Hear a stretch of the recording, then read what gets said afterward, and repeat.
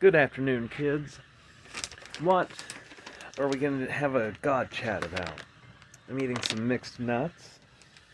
Got a magic stick that I put a few new magic markings on. Let me just go ahead and get comfortable. There's a dryer going over there. So I've tried to read Revelations in the Bible, but it's just incredibly motherfucking stupid and crazy sounding. And let me give you the lowdown on how the apocalypse is going to go down.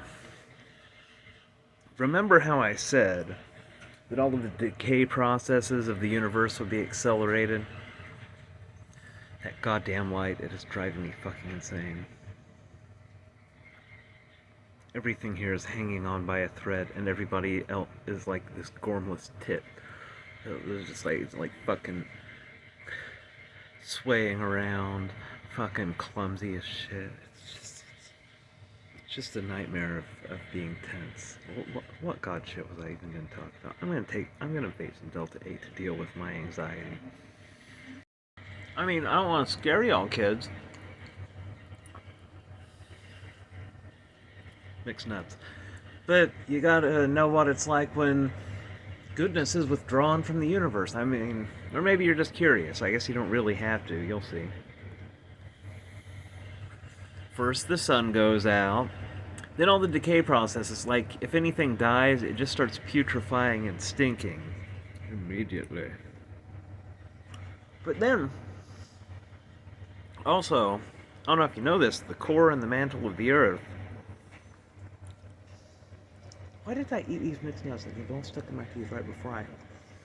You know what? Just carry on. I'm God, I should be able to get away with this. They just get stuck everywhere.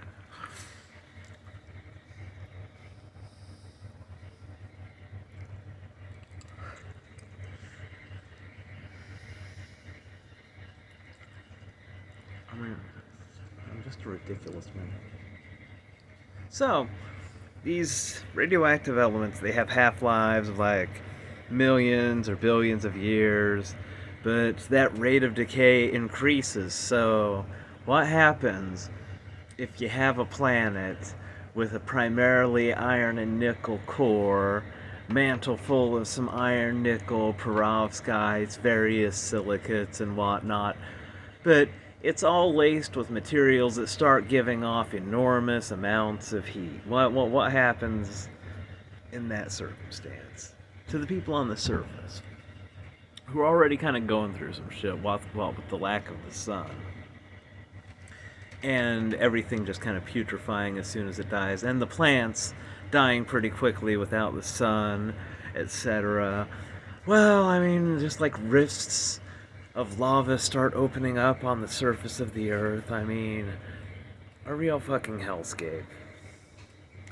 And I mean, yeah, I know it's harsh, but like a little bit of perspective. You have this whole life, you only have like this one fucking apocalypse.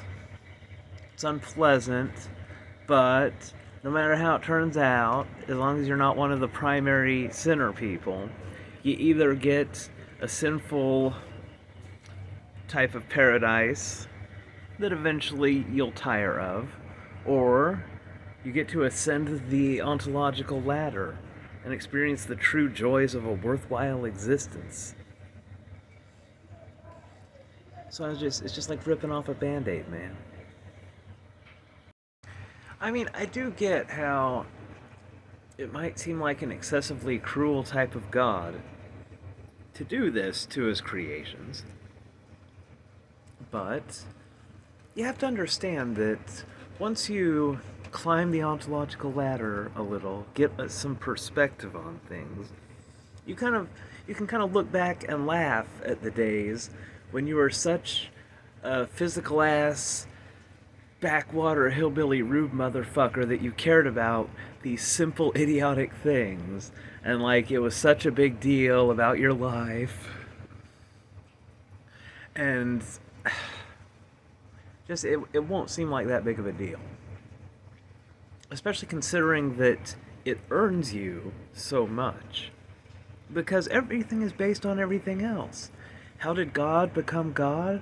Well, he fought the evil, created goodness, etc. So, to become a godlike being, a good being, one that produces that lucra, you have to face evil and defeat it in your own way. And it's made so easy by God because all you got to do is recognize your sin and sincerely repent it. It's so easy. Now, admittedly, the apocalypse does kill you, and that's a little harsh. Seems like. But actually, I'm not totally sure about who exactly gets killed by that and how. So, I mean, like, fuck, man. Again, 26-dimensional shit, 4-dimensional mind. You know, on a personal note, something I've been watching back to back lately. This is pretty strong on turbo mode. I just been listening to these Doctor Who reviews. Like, every episode, did it suck? And then goes through all the points of it, and then gives it a 0 to 10 rating. I don't know why. It's just like, oh man, that's some nice, easy listening. It's amazing how much more critical people can be of stuff. They're like, this scene with the Doctor's impending death adds no tension because we know he has 4 more episodes left. And it's like, man, it makes me glad how I can just take in a story. Because, like, it's another thing with me, like, spoilers. I don't care about spoilers. I'm like, yeah, just go ahead and tell me how the story goes. Because, for some reason, like, that just is no thing to me. And so, like, knowing that the main character can't die because they're the main character of the series, that doesn't bother me. That doesn't, in terms of what the story is doing. I guess maybe stories just don't. I have no idea. Yeah, spoilers, don't care.